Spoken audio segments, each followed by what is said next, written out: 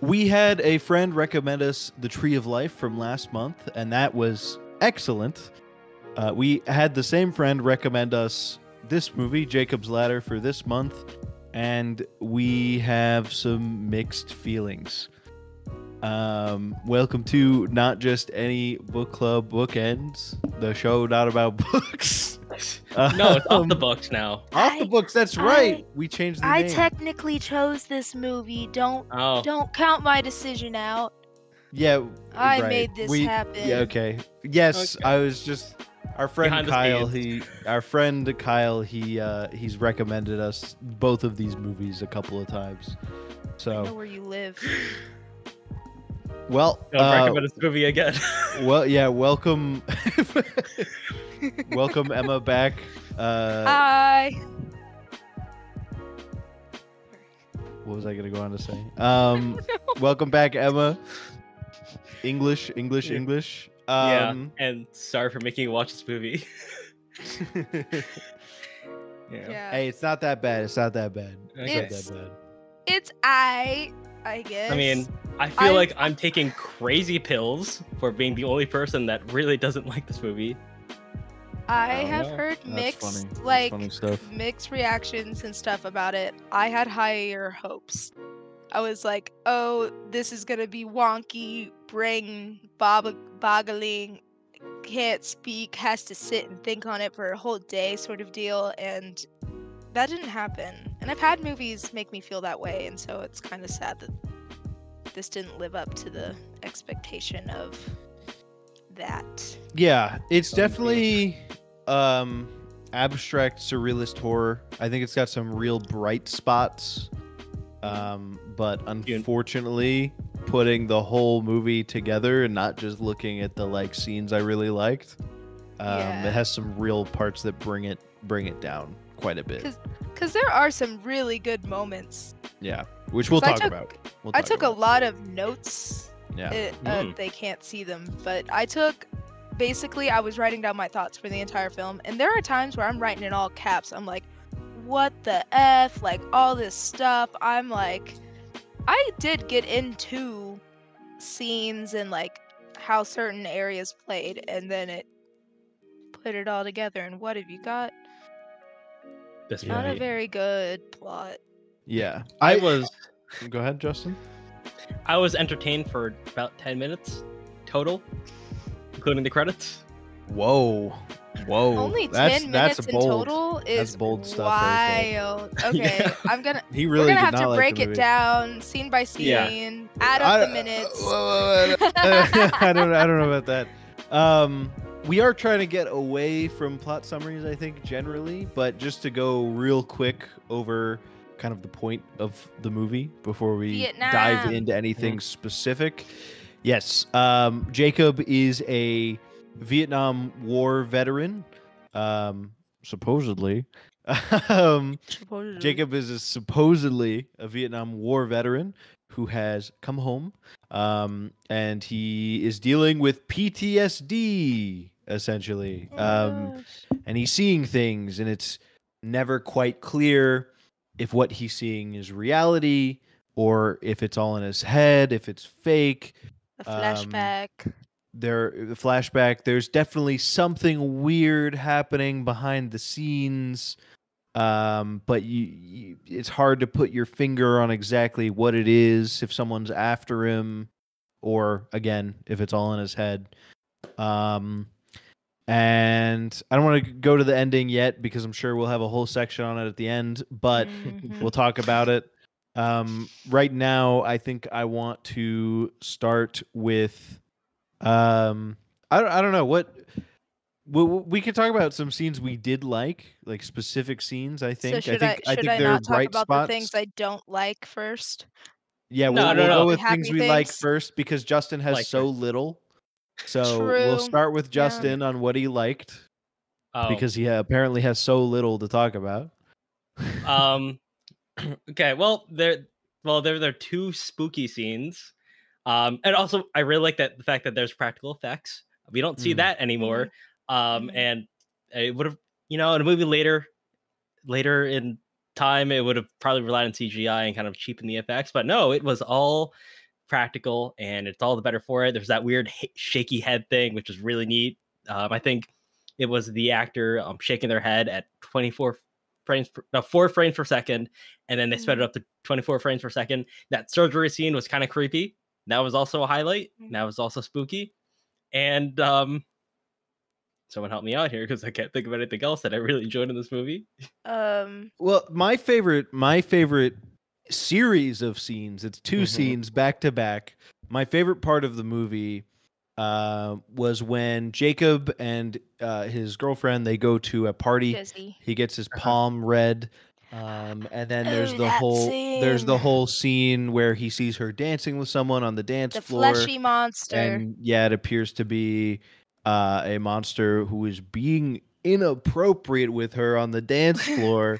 Or did I? Because I have a direct quote of that moment in my notes, and I was just like, "This is crazy." First of all, Yeah. oh my gosh, RIP, anybody that that? watched this who had leprosy, you could watch a better movie. And then again, the back-to-back scenes, the scene right after that, where after he collapses, Ice bath. he kind of wakes up. We cut to him in bed, and she's like, "You're so embarrassing," and he looks like he's dying in bed. Literally, he's like got a thermometer halfway, almost falling Yeah. out of his damn mouth. And then she finds out he is literally like dying, like his fever is 106. And so she gets a bunch of ice from their neighbors and gets him in the ice bath. And then that, if I'm not mistaken, And then they're throwing ice on him, by the way. Like, Yeah. okay, I get you need to like cool him down, but just to like ice. That leads into like a series of seeming hallucinations. Again, we're not really sure what's real. I think that whole sequence is excellent and a real bright spot in the movie. I think it's really well done. That was my favorite bit. Here was my thoughts when the thing happened at the party. Yeah, I said what happened. I said very weird, maybe the origin of the fetish. So, yeah. I'm sure it wasn't, but my brain saw that and was like, "Oh, ew. Oh, is that okay?" Yeah. I definitely had many moments in this movie though where I definitely was like, "Oh, wait, no, ooh, okay." Yeah. It was those moments. I It think got it's super jumbled, but I think it's generally supposed to be like a symbol, because it definitely seems like their relationship is fracturing. She's leaving all the time. He doesn't really know what she's doing. I think she's it's just supposed to be mean. symbolic of like his fear that she's like cheating on him or something. Yeah. Which honestly, he might have not, because his whole life with that is, after Nam, which if there's a flashback or okay, I genuinely don't know because things were going in and out of like a flashback or a hallucination or a dream, and then you never really knew. And then there's That the was the one where he's intention. back at it. Well, no, yeah, No way. no way. And when he's back with his wife Sarah or his ex-wife Sarah, and he's like, "I had a dream. You remember that girl from like the mail place that I He was dating her?" explained it in the worst way possible. Yeah, and literally, I remember in that moment, I was like, "What do you mean that was a dream? Has everything up to this point been a dream?" And then he wakes up again, and I was like, "Oh, wait, no, not a dream. I just need to be patient." And then that happens more times. Of just I wrote down, felt like it was essentially a dream within a dream or like a hallucination within a dream caused by hallucinogenics. It's Inception. Yeah. I really liked the moments that it was like caught me off guard, like when Jez, like the girlfriend, has like those demon eyes, like that genuinely jump scared me. I was like, "Oh, nope, not about it." The first scene with the train and when he's the weird thing by the homeless guy, the weird tentacle, and then B, when he gets off of the train and that train moves and drives and he like has to get out of the way of it, the faces, because that's the On first the time we train. see all Yeah, this. yeah, Yeah, that's the first time we see all the like shaking and like all yeah. that stuff with the faces. Which freaked me out for sure, Mm-hmm. but I get freaked out pretty easily on Okay. things like that in film. But I actually really liked those moments. I've It was read all like some downhill from stuff. there. No, there like the surgery scene was good. Yeah, that was That the caught only other me highlight. different because it kept jumping between like being in the woods but then in a hospital, and then you have that moment when the family comes in the hospital and you're like, "Oh, he was just panicking." And then you're like, "Oh Mm-hmm. wait, no, he wasn't panicking." Mm-hmm. And there's like blood and Mm-hmm. limbs and organs and Yeah. crazy psycho people. I Mm-hmm. liked that. Cuz I feel like that shows a very broken mind of like insanity almost. Mm-hmm. Yep. Yeah, that's such what I was thinking too. Mhm. But it's also my least favorite trope, I guess, as I found out when I watched Anatomy of the Fall for the first time. I just don't like it when movies try to play both sides and go, like, "Ooh, ambiguous. Is this real? Is this not real? Is this reality? Is this a dream? Is this a nightmare?" Just pick a side. I don't Well, play both sides. It's annoying to me. I I mean, I think get it, but for this movie, that's sorry. no, you're good. That's like I the was whole yeah. point. Yeah, which But is why I didn't like but this yeah. movie. Well, Here's go right. for it. What I was gonna say is that I think that the ambiguity can be handled well. I think in Anatomy of a Fall, it's a perfect example of how to handle ambiguity well. Especially because I think Anatomy of a Fall. Maybe this is me putting my own interpretation on it. I feel like it leans a little bit one way. The Yeah. performance of now I'm talking about Anatomy of a Fall.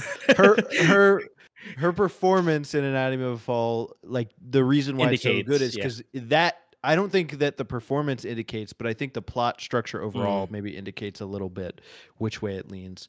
But there's a way to my point is that's a good example of a way to handle ambiguity well. This film, which we'll talk about, does not handle the ambiguity well because there's no I don't feel like that there's an indication of the direction it's going until you get there. Yeah. It So does actually pick a side in the end, and that so side is not Stupid. yeah, what's it's pretty expect dumb. so besides how it technically all came together and with the ending that ruins it, um, I actually kind of I like to be kind of like not knowing what's going on in a film like this. Like, granted, I do like to know what's happening, but in a film like this, when you're not really sure like what this person's been through or how they got to where they are, I actually kind of like that they didn't really pick a side or like choose to try to like differentiate of like this is real life, this is hallucination. Like Okay. I kind of like that it was sometimes it's going to sound like I don't, but I like how muddy that part is because it kept me Boo. interested through the movie.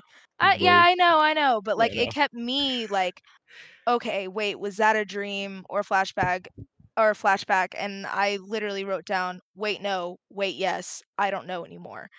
And that's not in a bad way. It was more so of just like, oh my gosh, okay, this is happening, and then okay, that happened, and then this is going on. Is this flashback? Is this hallucination? And then you have like everything with the other guys from the unit, and you're like, oh, things are coming together. And then it's, oh no, things aren't coming together. I kind of like that.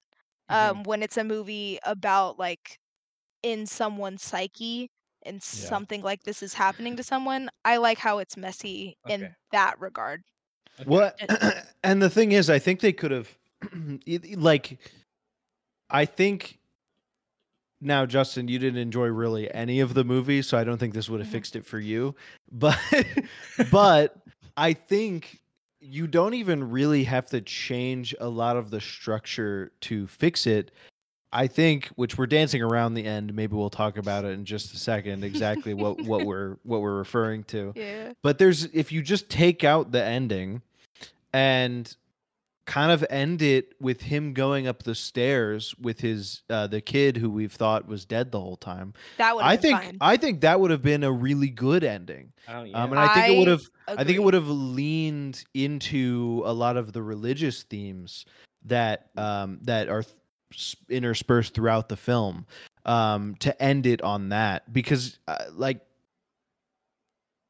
the other stuff that's in there is still in there without, I'm just going to say what the ending is because we were dancing around it. Without the ending where you find out that he's actually dead and this has all been like a fever dream, a death rattle, him imagining his like future life. I did actually think about it because I was like, okay, technically, if you jump to it plain and simple, yeah, it was a dream. But then there's also moments where I'm like, I wonder if part of those moments was when he was like conscious. And because the whole thing after the whole movie's said and done, they have the quote Adrian Lynn puts down, reported that the hallucinogenic drug BZ was used in experiments on soldiers during Vietnam War. Pentagon denied the story. So I think if that were to also be true, to like bring in that element of maybe some historical thing that happened, of maybe some of those hallucinations, like the monsters, the crazy, maybe those were things he was actually seeing when he was conscious, which were like put in his into mind. this like, like, well, obviously if you're on hallucinogenics, you're not, that's not really what you're saying, but like what he thought he saw. And maybe that's why it's also implemented in this like fever death dream sort of deal. I don't know. I did think about that and was like, I wonder if part of No, it's I like the idea of it being a fever dream. You know, he returns back to his past life with Sarah, and then he meets his kid, and he goes up the stairs, which is an obvious metaphor for heaven, and he realizes that he was never home alone after all. okay. That dude, come on. Yeah. Home Alone reference. He was on, yeah. And I think the fact that it could be a dying dream, just him, you know, maybe beforehand he's like suffering and he's having trouble accepting it, and then he dies and goes to heaven. Apparently, maybe, I don't know. Well, in my opinion, I just think that it playing both sides kind of skims out on the characterization, because it's just him reacting to stuff the entire time, reacting to all these crazy visions. It skims out on any characterization because it's just him. Oh no, what's going on? And he tries to do stuff and it doesn't work out for him. And the fact that again, the Vietnam flashback kind of just jumps from the past into the present. It doesn't really make much sense. Which was a deliberate choice, but again, it kind of obfuscates a lot of the characterization it could have had. All we get is just him being a very, very passive character, which is why I really didn't like this film. I kind of disagree. And I feel like the flashbacks to Nam, it almost made me think that's what really tricked me into thinking, oh, we are in the present and something actually is going on. And he's getting war flashbacks. And then in the end they ruin it. He's still in Nam, he died, whatever. But I kind of like that, and I do think there is certain characterization within him, because you notice he doesn't stop. He doesn't let the fact that he's seeing those things stop him from trying to figure it out or fix it. And he is kind of reaching out, like maybe not in the way you would think, and maybe not him being as socially expressive, but if you think about it, if those things are happening to you, a lot of what's going on is you reacting to them, and it's like there's not going to be, like, if it were you or me, I don't think there's going to I be a lot get of what you're trying to those. say. It's just the fact that that's his entire characterization, except for him missing his old family, and he randomly cries while looking at a photograph. I don't know. That's cheap characterization of me. We can disagree, agree to disagree. But whatever. I don't know if Pierce has anything to say about that. You know, he's not the most in-depth character. I don't know if that was the point or not, but I think that the few times he tries to be active, like when he tries to get all of his war friends to go to the lawyer and to stuff. go to the lawyer, that part, I think if he was, I think that is almost the people making the film saying like they're trying to show that he is going to try and do something about everything that's going on.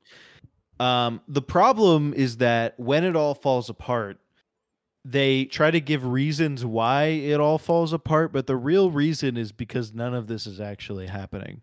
Or if it is, he's in some kind of purgatory. It's just a plot thread that's never resolved. We can talk about the purgatory stuff soon. I have some notes on that. It's a plot thread that goes nowhere because it can't go anywhere. So with and also the medics at the very end, you know, he's dead, whatever, and he's like, well, he was a fighter and stuff, which I think is a testament through that everything that was happening. He did fight his way through his inner demons that he's like physically seeing, or he thinks he's seeing, like all of those moments. He is fighting through his life at this point, like trying to just get by, which I think is good. We talked about like the religious undertones and like everything. Yeah. And I guess for a while it was gonna be not titled Dante's Inferno, but there were some like talk about that being similar. It had like a cult status of being the top unproduced screenplays in Hollywood for a while. Before I think it was it Adrian Lin that picked it up, produced it or whatever. But is he the director? He's the director. Producer? Yeah. And like he picked it up and kind of made it like what it is. But I don't know.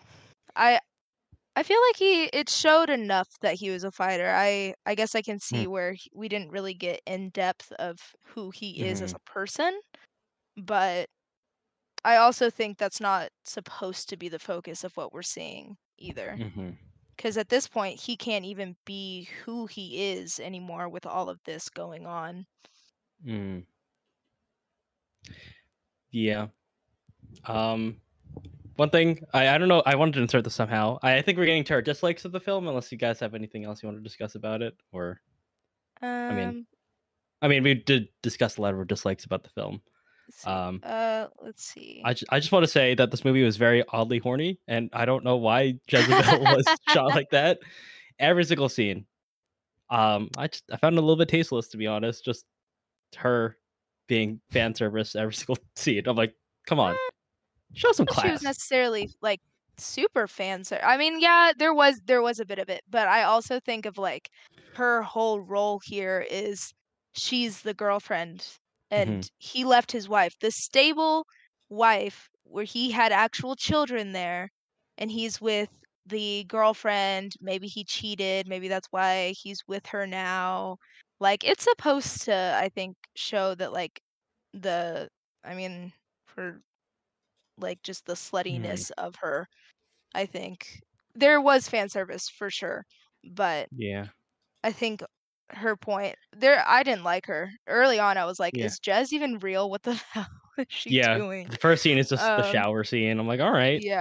Okay, now that we're talking about it, the thing I'll give credit for is probably the thing with the family. That's supposed to represent heaven, and I think with Jezebel, that's supposed to represent I don't want to say hell, but you know, all the freaky stuff happens around Jezebel. So possibly that could represent something the opposite. I mean, it could be like a Betty and Veronica situation with Archie. You know, Sarah is, you know, the nice gal that wants to start a family, and then Jezebel is the naughty one.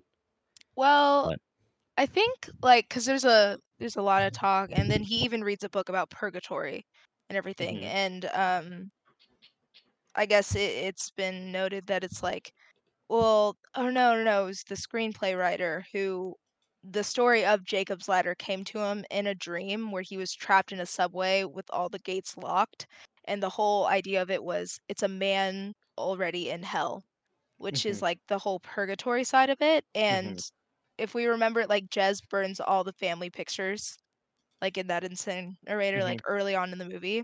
Crazy. And then I was like, who is this psychopath?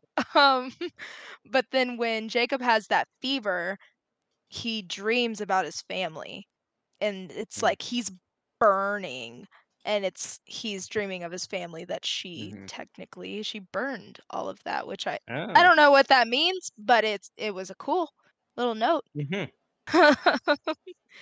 And then the Yeah. purgatory thing of it all, like he's literally, well, supposedly, disregarding the ending, like he's in his own physical hell where it's like you're going throughout your day and everything is just terrible and is the worst. And then even what was it that the chiropractor said? I don't have the direct Oh yeah, quote, I but it hated every was, single chiropractor scene too. Side "Oh, note: chiropractor, not a great profession. It's all built on pseudoscience. Just putting that out there. okay." I I the liked him. only the thing I thought it was funny every scene he was in, because the only other thing I've probably seen other stuff that he's in, but the only other thing that I really have seen him notably in is Do the Right Thing.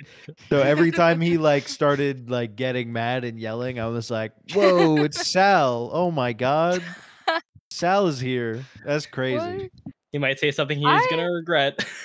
I It's- didn't I didn't mind him. I found that I think he was like the good middleman. He was the bridge for Jacob to like kind of settle his thoughts almost, like to figure out his own sense of like life.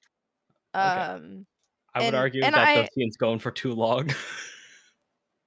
well, yeah, I'm not saying that I mean, the scenes themselves, but the chiropractor, he said it was like Yeah, it was just quoting a. your demons are actually your angels just trying to help you fight through this. Sorry, Justin, go ahead.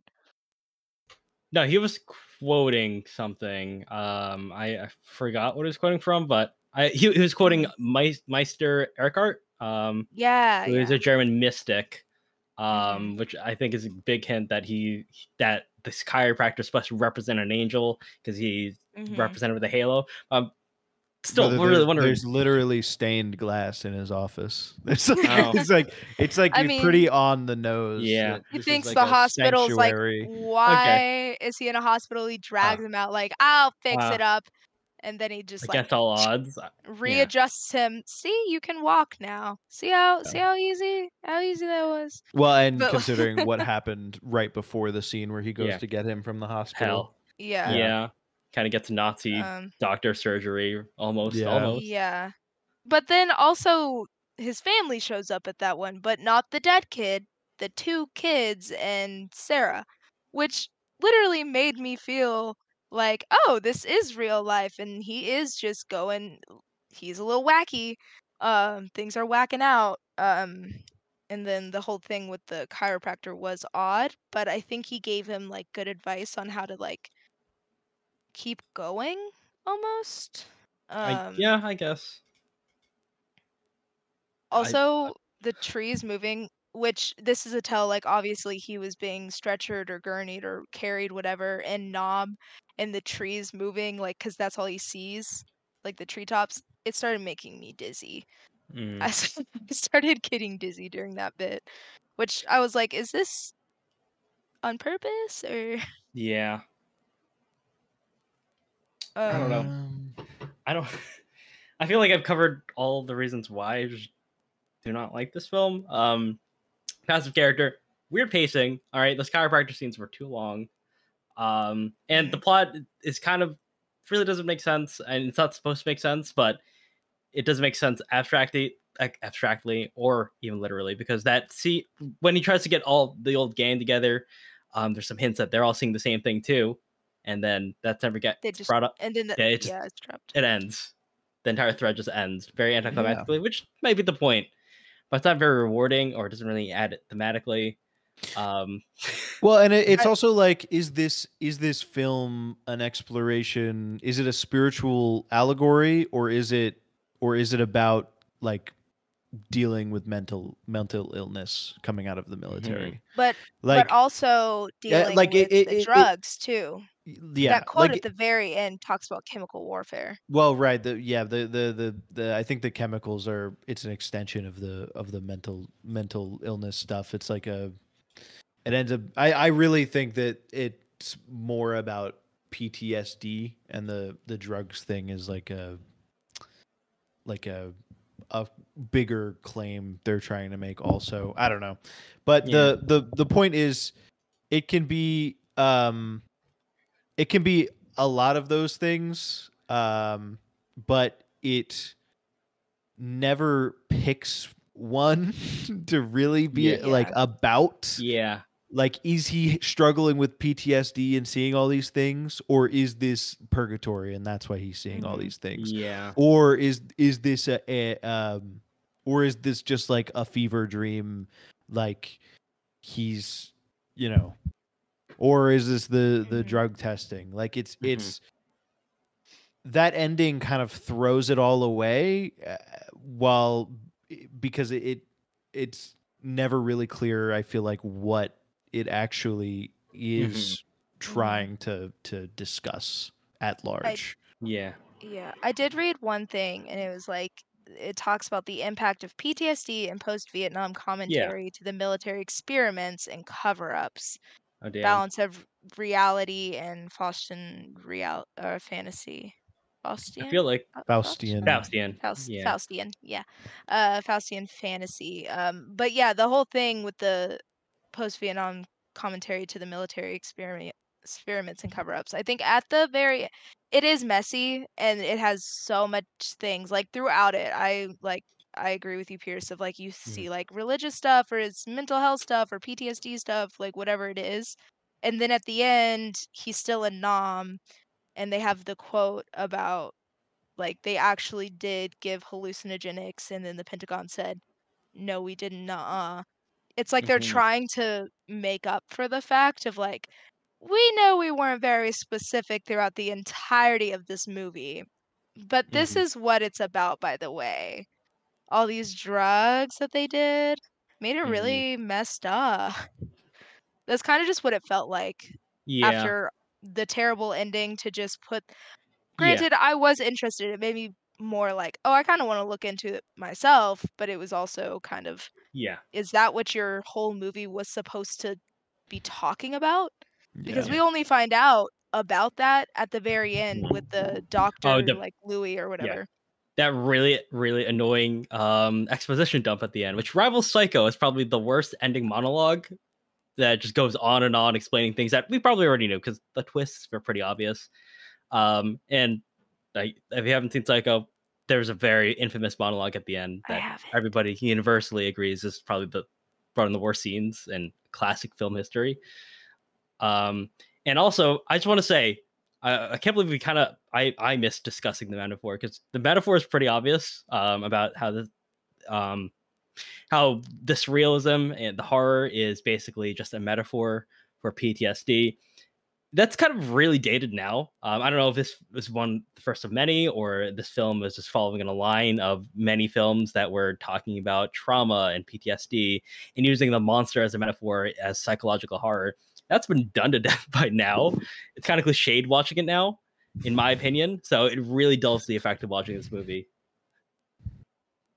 I feel like I haven't watched a lot of film and movies that I'm not a war movie type of person typically, so I feel like I haven't seen it probably as often as you have. Granted, you watch a lot more film than I Whoa, do. whoa, whoa, whoa. But like that whole cliche of like the physical embodiment of this monster, I feel like I haven't seen it all that much, but that's not really the genre I usually go for.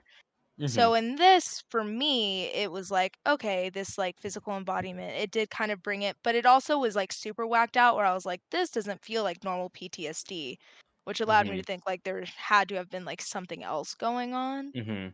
But, and I think that also affects, because I even looked like to Reddit, I was like, what are other people thinking about this thing? And it Redditors. seems like some people, yeah, right? Yeah, salute.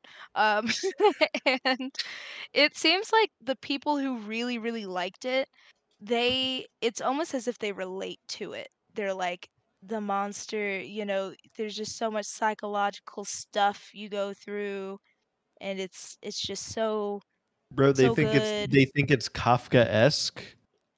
That's what that sounds like. That sounds like they're interpreting it as Kafka-esque. I don't think it's Kafka-esque.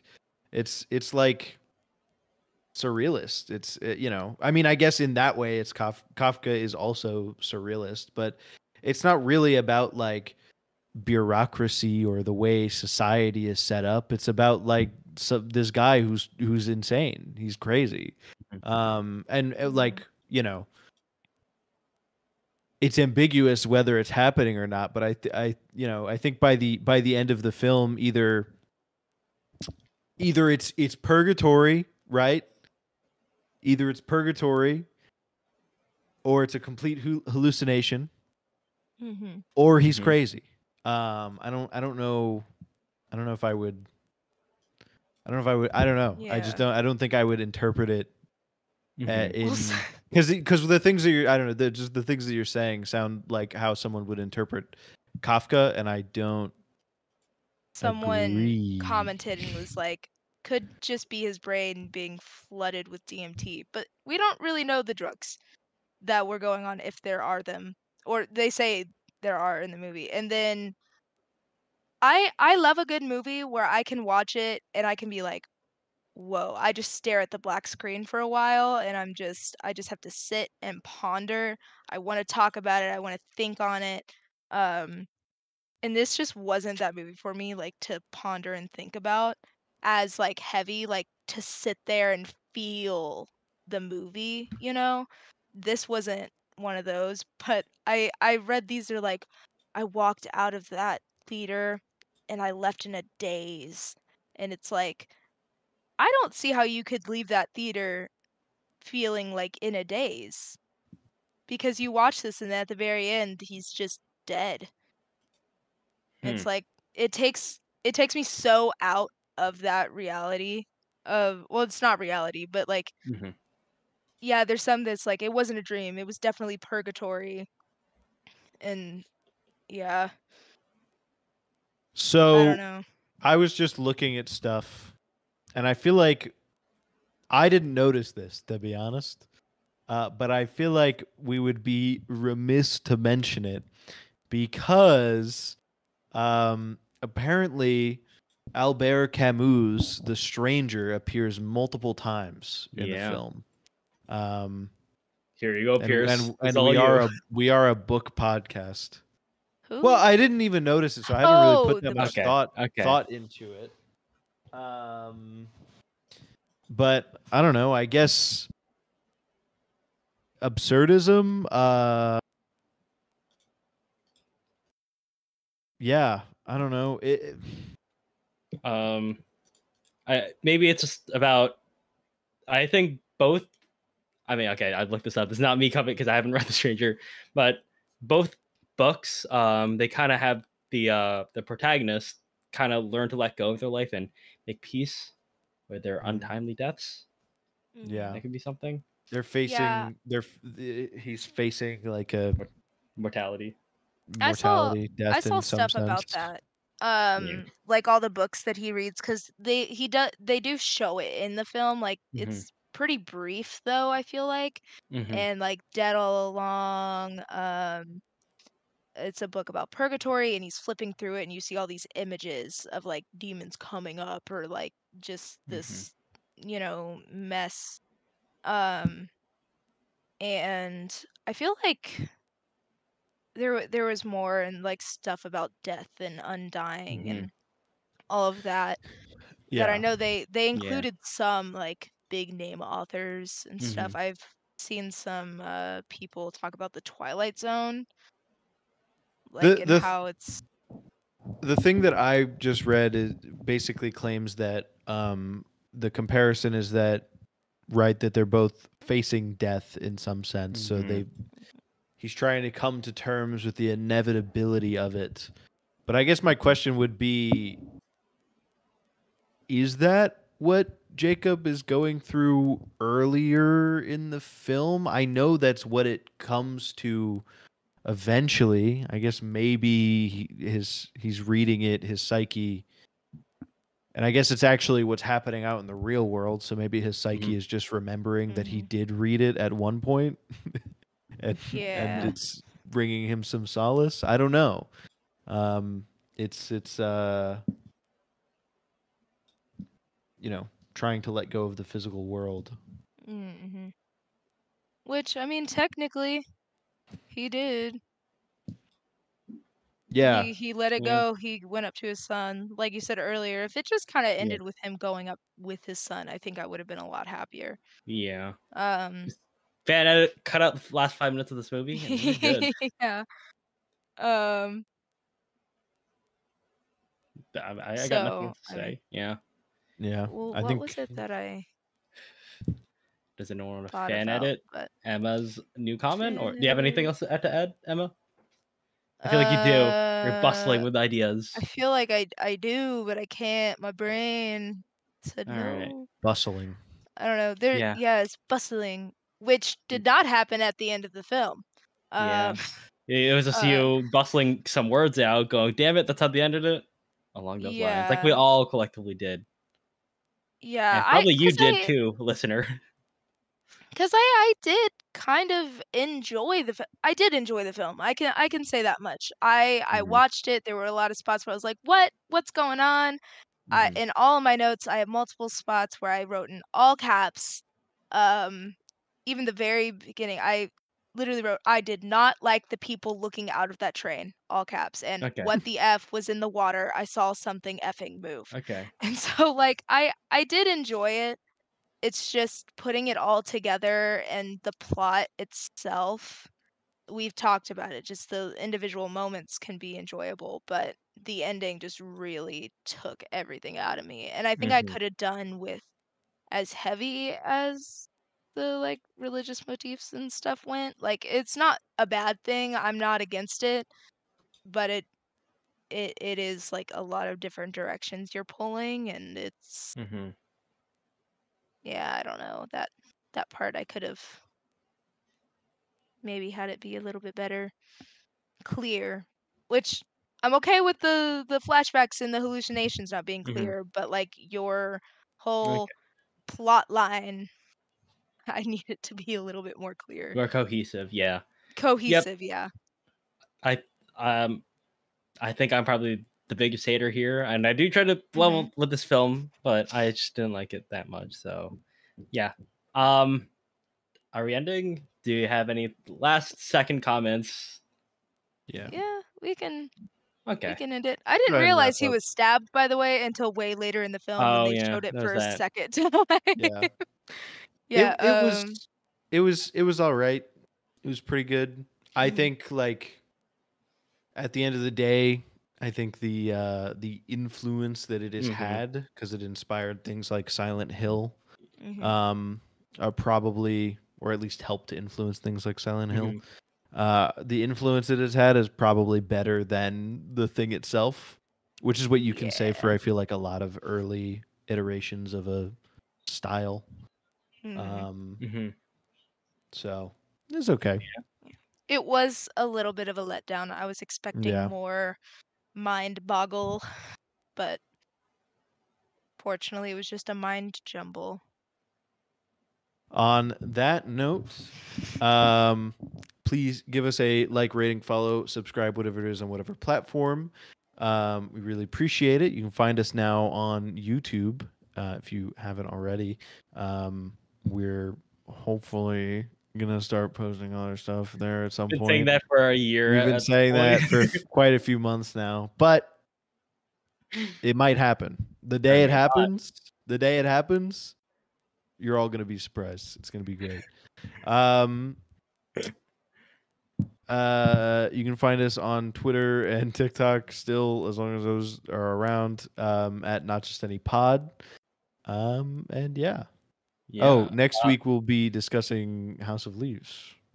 Tentatively. Wait, next Tentatively. week? Tentatively. We're planning on Alright. it. Yeah. Get Alright, those rating muscles. I gotta finish it by next week. We're already technically behind. So, I have so much stuff to uh, do. Yeah. And if your name's Prometheus, goodbye. all right. Don't worry, Emma.